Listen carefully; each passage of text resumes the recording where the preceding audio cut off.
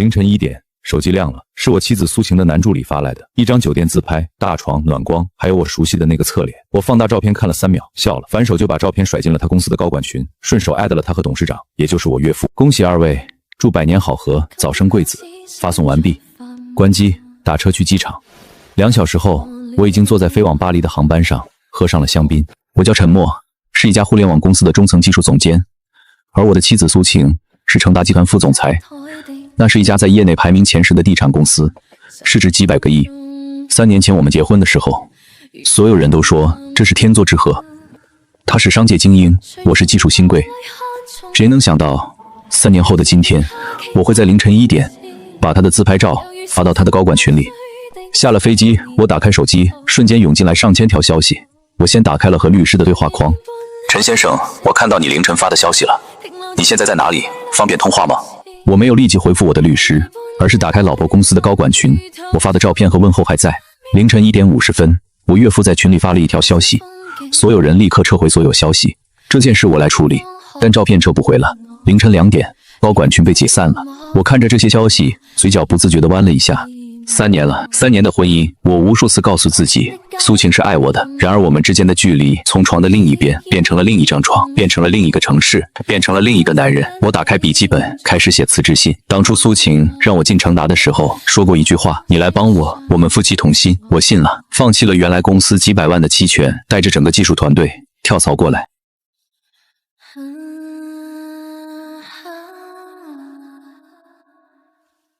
你在哪里？巴黎。你去巴黎做什么？散心。你凌晨1点不也在酒店里散心吗？陈默，那张照片不是你看到的那个样子。哦，那是什么样子？你们2个在酒店里开会讨论年度预算，你不用解释。苏晴，我看了那张照片整整3分钟，你的表情的手，你们身后的那张床，我是个成年人，我知道那张照片意味着什么。我只想问一个问题，多久了？半年。好，我知道了。陈默，半年，在这些时间里，我和他一起吃过27次晚餐，参加过5次家庭聚会，看过3场电影，睡在同一张床上超过100个夜晚，我竟然什么都没有发现。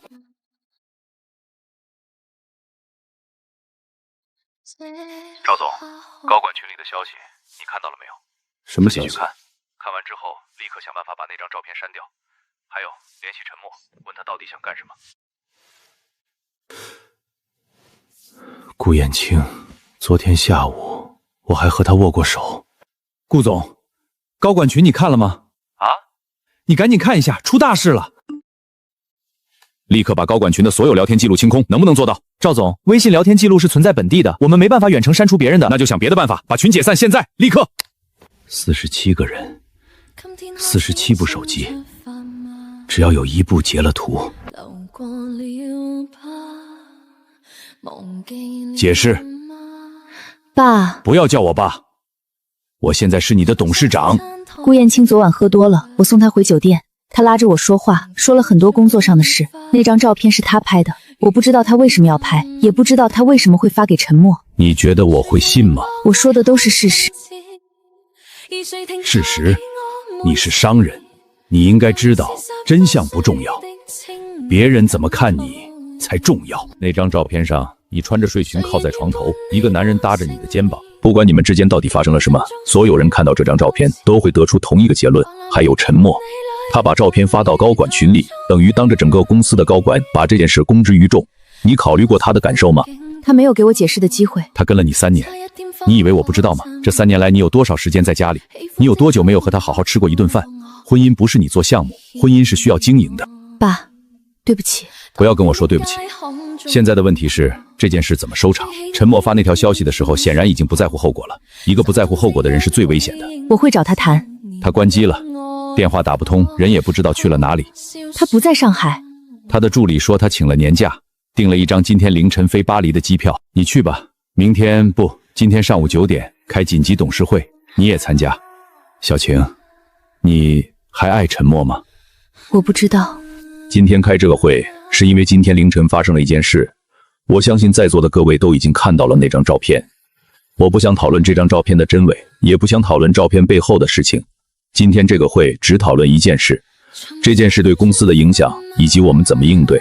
苏董，今天早上开盘之后，成达的股价已经跌了4%。市场部的同事监测到，各大书霸和财经论坛上已经开始有人在讨论这件事了。目前还没有主流媒体报道，但如果再发酵下去，恐怕这么快就有反应了。4%，散户的嗅觉比我们想象的要灵敏。有人在凌晨2点半就在猪吧里发了帖子，标题是成达集团高管爆出惊天丑闻，副总裁婚内出轨。帖子里的照片虽然打了码，但明眼人都看得出来是谁。查到是谁发的了吗？查不到，大概率是高管群里的人截了图。股价的事儿让公关团队去处理，现在的重点不是股价，而是怎么控制舆论。一旦主流媒体跟进，事情就大了。林总，你这边有什么方案？苏董，我准备了3个应对方案，但前提是苏总和顾总之间确实没有超出同事关系的实质性行为。我和顾燕青之间没有任何超出同事和师徒关系的行为。那张照片是顾燕青酒后失态拍的，我当时已经醉了，并不知道他在拍照。我已经让律师保留了追究他侵犯我肖像权和隐私权的权利。苏总说的都是事实。昨晚我喝多了，做了非常不恰当的事情。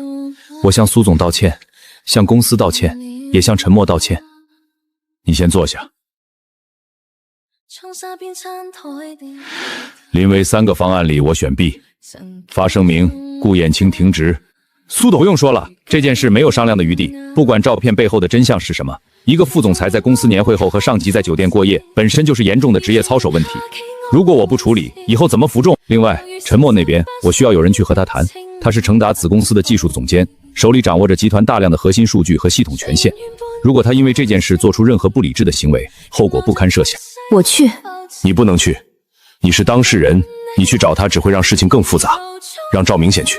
好，我去，但我需要知道陈默在哪里。巴黎，他凌晨飞的巴黎。我已经让人查了他的航班和酒店信息。顾燕青，你期间不得以任何方式联系陈默，不得接受任何媒体采访，不得在社交媒体上发表任何言论，违反任何一条直接开除，追究法律责任。我一手搭建起来的技术团队，他们中的很多人是跟着我从上一家公司跳槽过来的，放弃了大厂的高薪和期权，选择相信我这个带头大哥。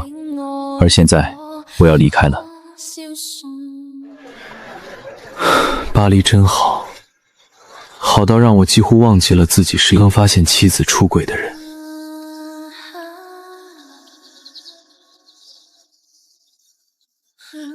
不是我想见他，而是我确实需要一个渠道让成达知道我接下来要做什么。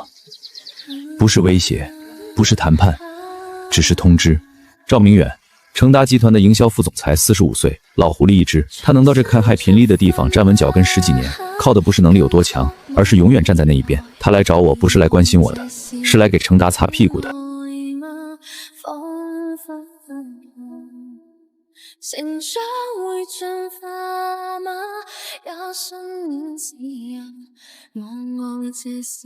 陈默，你还好吗？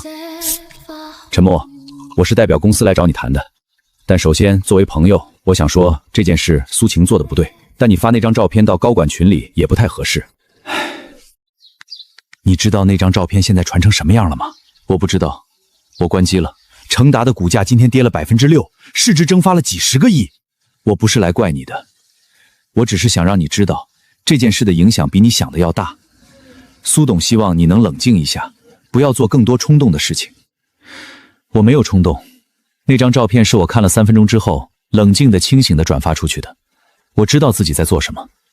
那你接下来打算怎么办？第一，辞职；第二，离婚。陈默，你想清楚了，你在成达科技有3%的期权，按照现在的估值大概是4000万。如果你主动辞职，按照合同，这些期权就作废了。我知道。还有，你和苏晴离婚，婚前协议里写得很清楚，如果因为你的原因导致离婚，你拿不到任何补偿。我知道。那你，赵总，我知道我放弃了什么，4000万的期权，离婚后的财产分割，甚至可能被成达在整个行业里封杀，这些我都想过了。但我更知道的是，如果我在看到那张照片之后还装作什么都没发生，继续在成达做我的技术总监，继续和苏晴维持那个有名无实的婚姻，那我就不是陈默了。辞职信我带走，交给苏董。但陈默，作为朋友，我劝你一句，别急着做决定，给自己一点时间，也给苏晴一点时间。你们毕竟什么？毕竟是夫妻。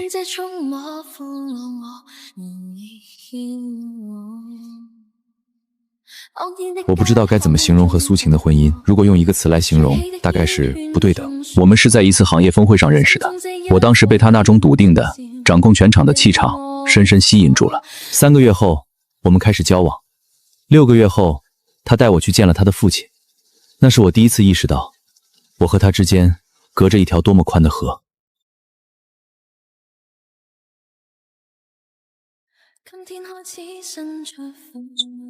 陈默，你喜欢我女儿什么？她的能力，她的智慧，她的钱。不是，我自己能挣钱。我知道你能挣钱，我查过你的背景，清华本科，斯坦福硕士，回国后在硅谷系创业公司做了3年技术合伙人，公司被收购后掏现了2000万。你在同龄人里已经算很优秀的了，但你要知道，苏晴不一样，她是成达的接班人，她未来的丈夫不仅仅是她的丈夫，还是成达集团的一部分。你准备好了吗？准备好了。好，那我给你一个机会，来成达，成达科技子公司技术总监，用3年的时间证明你自己。我当时以为这是一个机会，现在想来，那大概是一场测试，而我大概没有通过。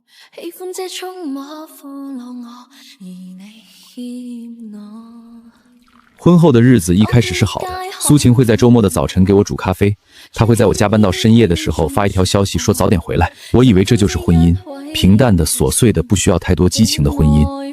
但我错了。后来在家庭聚会的餐桌上，根本没有我说的话，我坐在旁边像一件多余的摆设。那一刻，我突然意识到，在苏晴的世界里，我永远只是一个配角。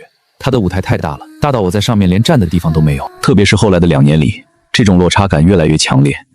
苏晴从一个部门总监升到副总裁，手下管着几百号人，经手的项目动辄几10个亿。她的日程表精确到每15分钟一个，出差排到了3个月以后。我们之间的交流越来越少，而顾燕青的出现彻底打碎了我最后的自欺欺人。陈先生，你现在方便说话吗？方便。我和苏董谈过了，关于你的辞职，苏董的意思是他不同意。什么意思？他说你是成达科技的核心技术人员，你的辞职需要经过董事会批准，而董事会目前不会批准你的辞职申请。他想干什么？苏董的意思是希望你冷一段时间，等事情平息了再回公司谈。在这段时间里，你的职位保留，薪资照发，但工作权限会被暂时冻结，变相停职。可以这么理解。陈律师，你是我的律师，不是苏家的律师。陈先生，我确实是你的律师，所以我给你一个专业的建议，不要在这个时候主动辞职。为什么？因为在成达科技的期权是你目前最大的资产，如果你主动辞职，按照合同条款，这些期权会全部作废。但如果你是因公司原因被解雇，或者双方协商一致解除合同，你有权获得相应的补偿。你的意思是让我等他们来解雇我？我的意思是让你不要把谈判的主动权交出去。你现在手里有牌，成达科技的技术平台是你一手搭建的，核心代码和架构设计都在你脑子里，成达不可能在短时间内找到人来替代你，这是你的筹码。好，我暂时不辞职，但我要和苏晴离婚，这件事没有商量的余地。离婚的事，我建议你也缓一缓。为什么？因为现在提离婚，你会被认为是情绪化的决定，对财产分割非常不利。我建议你先分居，把双方的财产状况理清楚，再正式提出离婚诉讼。我没有想要分他的财产。陈先生，我理解你的心情，但婚姻法不保护感情，只保护财产。如果你现在放弃所有权利，将来你会后悔的。陈律师，你有没有想过，有些人离婚不是为了钱，是为了尊严。尊严不能当饭吃。顾总，对于最近网上流传的那张照片，你有什么想说的吗？我想说的只有一句话，我爱苏晴。您说的是您爱苏晴？您知道她有妇之夫吗？我知道，我知道她结婚了，我知道她是我的上级，我知道我的行为可能会毁掉我的职业生涯，但这些问题在我爱她这3个字面前都不重要。那您为什么要把那张照片发给她的丈夫？因为我不想再藏着了。我爱了她3年，3年来，我看着她在一段名存实亡的婚姻里消耗自己，看着她为了一个不懂她的男人委屈自己，看着她一天天变得疲惫，变得沉默，变得不像她自己。我受不了了。你觉得沉默不懂她？她不懂。苏晴是什么样的人？她是一个需要被仰望的人。她的才华，她的野心，她的能量，需要一个同样强大的灵魂来匹配。而沉默，恕我直言，他只是一个技术人员。他的世界里只有代码和技术架构，他理解不了苏晴在商场上的孤独和压力。我知道他什么时候需要鼓励，什么时候需要被骂醒，什么时候什么都不需要说，只需要坐在他身边。所以你认为你比她丈夫更适合他？不是我认为，是事实。陈默看到那张照片之后做了什么？他把照片发到高管群里，然后关机，一个人飞到巴黎。他选择了一种最懦弱的方式，逃避。而苏晴需要的人，是一个能在风暴里和他并肩站在一起的人，不是一个遇到问题就逃跑的人。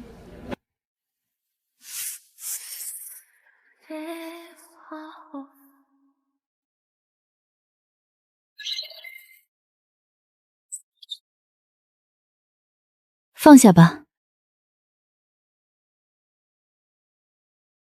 苏总，您还好吗？我没事，出去吧。莫哥，他竟然在公开叫板，你打算怎么办？顾燕青说的那些话，某种程度上是我在过去3年里对自己说过话的翻版，每一条都对，每一条都精准地戳中了我最深的自我怀疑。他说的那些话，与其说是在攻击我，不如说是在说服他自己。他在说服自己，他的所作所为是正当的、高尚的。他在说服自己，他不是一个第三者，而是一个拯救者。但如果他真的那么笃定，他就不需要公开发表这篇采访。真正自信的人，不需要向全世界证明自己。我看到顾燕青的采访了，他说他爱了你3年，这3年里，你知道他爱你吗？我知道。你爱他吗？我不知道什么是爱了。你记住，这个世界上没有人会无条件的对你好，所有的关系都是交易，你要做的就是确保在每一笔交易里，你是赢的那一方。他父亲的这句话塑造了苏晴的人生观，在他的认知里，婚姻也是一种交易。他的付出需要换取一个体面的伴侣，一个能让父亲满意的女婿。但他忘记了，交易是需要双方都认可的，而我从一开始就没有把自己当成交易的一部分。我需要回去，逃避解决不了任何问题。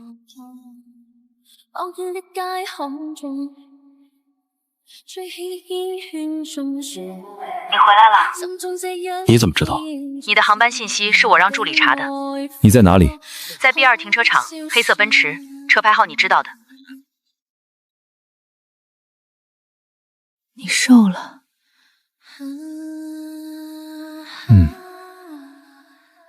巴黎好玩吗？还行。沉默，对不起。不要说对不起。我要说，这4天我想了很多，关于我们的婚姻，关于我们之间的问题，关于顾燕青。我和他之间确实没有。苏晴，不要跟我说你们之间有没有发生，那不重要。那什么重要？重要的是，你在凌晨1点的酒店房间里，穿着睡裙靠在另一个男人的身边，不管你们之间有没有发生什么，这个行为本身已经越过了婚姻的底线。还有，你说你不知道什么是爱了，这句话比那张照片更让我难过。你知道我听到这句话是什么感觉吗？我感觉我过去3年的婚姻像是一个笑话。我以为我在爱一个人，但那个人甚至不知道什么是爱。沉默，我不是那个意思。那你是什么意思？苏晴，我有个问题想问你，不是质问，是真的想知道答案。这3年里，你有没有哪一刻觉得和我在一起是快乐的？不是因为你父亲的要求，不是因为公司的利益，不是因为我是你应该爱的人，而是单纯的发自内心的快乐。有很多很多次。比如你第一次给我煮咖啡的时候，你不知道我喜欢喝美式，给我加了一堆糖和奶，我喝了一口差点吐出来，但我看着你期待的表情，还是说挺好喝的。比如你在每一个我不在家的夜晚，都会给我发一条晚安的消息，不管我回不回，你都会发。3年，1095条，一条都没有少过。我以为你不会有，我以为你不在乎。我在乎，但我不知道怎么回应。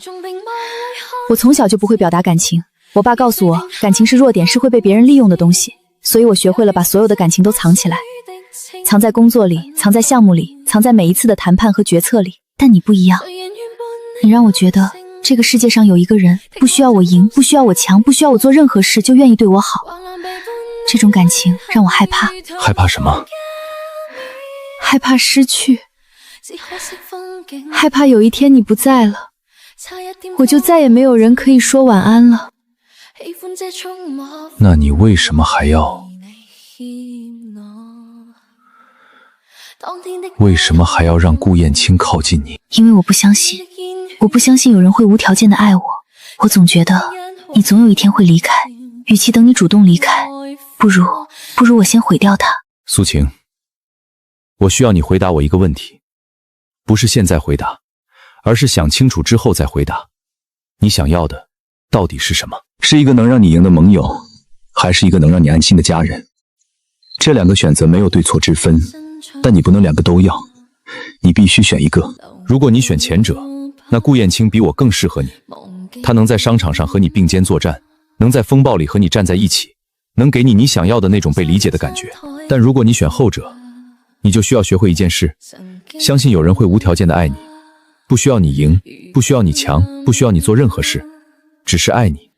这个人不一定是我，但如果你永远学不会相信这件事，你和任何人在一起都不会真正快乐。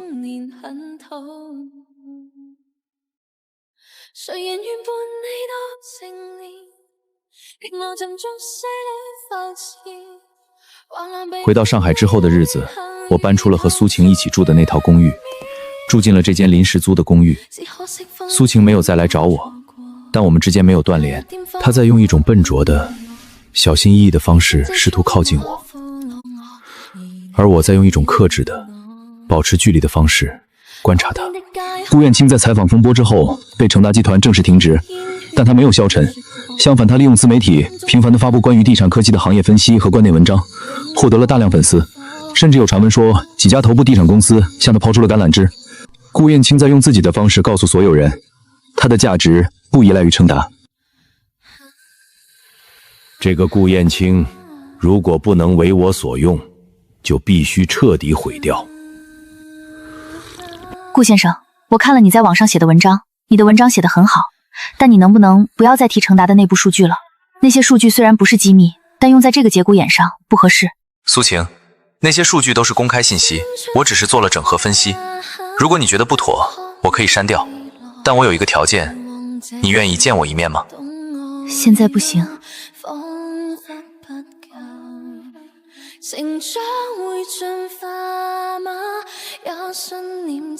一方面，他觉得顾燕青确实尊重他的意见，把文章里的数据部分做了脱迷处理；另一方面，他意识到顾燕青的每一个举动都是在向他证明自己的价值，而沉默呢？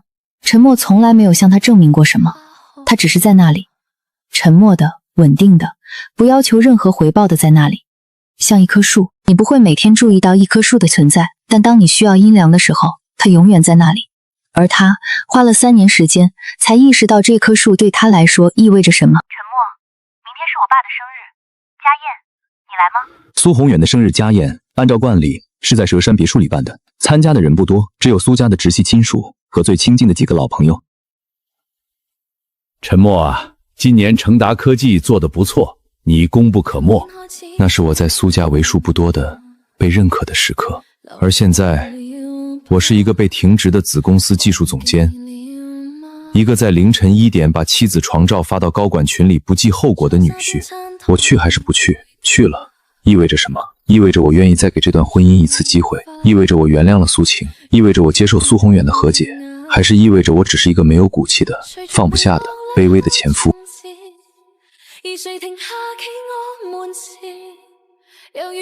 沉默来了，还带酒了，来就来嘛，家里什么都有。苏老，一点心意，巴黎带回来的，不知道合不合您口味。坐吧，我们坐下聊。这1个月你过得怎么样？还行，搬了新地方，静山区的一个小公寓，习惯吗？习惯，小有小的好处。沉默，那张照片的事，苏晴做的不对，我已经狠狠地批评过她了。但你们毕竟是夫妻，夫妻之间有什么事不能坐下来好好谈，非要闹到高管群里去？苏董，那张照片不是苏晴发给我的，是顾燕青发的。我知道，顾燕青的事儿我会处理，但你发到高管群里，等于是把家丑外扬了。你知道这对成达的影响有多大吗？我知道，你知道我花了多少钱来平息这件事吗？公关费用、股价维护，还有给几个重要合作伙伴的解释，加起来不少于1个亿。苏董，我很抱歉，但我不后悔。你不后悔？不后悔，因为如果我不发那张照片，这件事就会被掩盖下去。苏晴会继续和顾彦泽保持那种暧昧的关系，而我会继续装作什么都不知道，继续做我的懂事的丈夫。然后呢？3年后、5年后，事情会变得更好吗？苏董，我知道您是一个成功的商人，在您的世界里，所有的矛盾都应该在桌底下解决，不伤和气，不伤利益。但婚姻不是商业谈判，婚姻里有些伤口不捅破，就永远好不了。你比我想象要硬。不是硬，是我不想再软了。爸，我敬你一杯。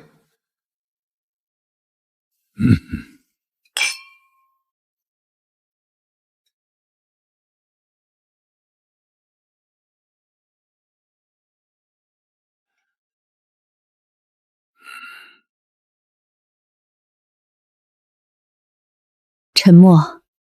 苏晴这1个月瘦了10几斤，她嘴上不说，但我们都看得出来。沉默，你那天问我的问题，我想要的到底是什么？我想清楚了，我想要的是一个能让我安心的人，不是能让我赢的人，是能让我安心的人。这1个月我想了很多，关于你，关于顾燕青，关于我自己。我想明白了一件事，我对顾燕青的感觉不是爱，是欣赏，是依赖，是被需要的满足感。他在工作上依赖我，我需要被需要的感觉来填补你对我的那种无条件的爱带来的不安，但这不是爱，爱不是被需要，爱是你给我煮的那杯难喝的咖啡，是你留给我的那张纸条，是你发的那1095条晚安，是你在每一个我不在家的夜晚都在等我回来。沉默，对不起，我花了3年时间才学会一个你从一开始就懂的道理，爱不是交易。苏晴，你学会了吗？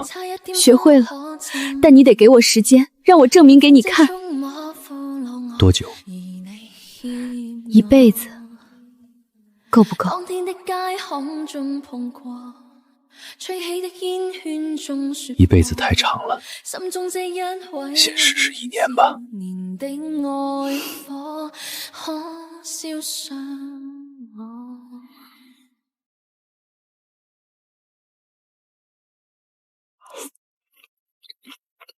沉默，你有没有想过，如果那天凌晨你没有发那张照片，我们现在会是什么样？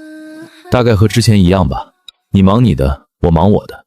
你在凌晨3点的酒店里和顾燕青开会，我在家里等你回来。然后有一天，你终于决定离开我，或者我终于受不了了，提出离婚。你觉得我一定会离开你？不是觉得，是概率。一段没有沟通的婚姻，就像一艘没有舵的船，不是会不会沉的问题，是什么时候沉的问题。那你后不后悔发那张照片？不后悔，但我在发的时候没有想过后果，我没有想过那张照片会给你带来多大的伤害，会给程达带来多大的损失，会给多少人带来困扰。我只是很愤怒，愤怒到不想再忍了。但如果再来一次，我不会发到高管群里，我会发给你一个人。发给我一个人？对，我会把那张照片发给你，然后问你一句话：这是你想要的生活吗？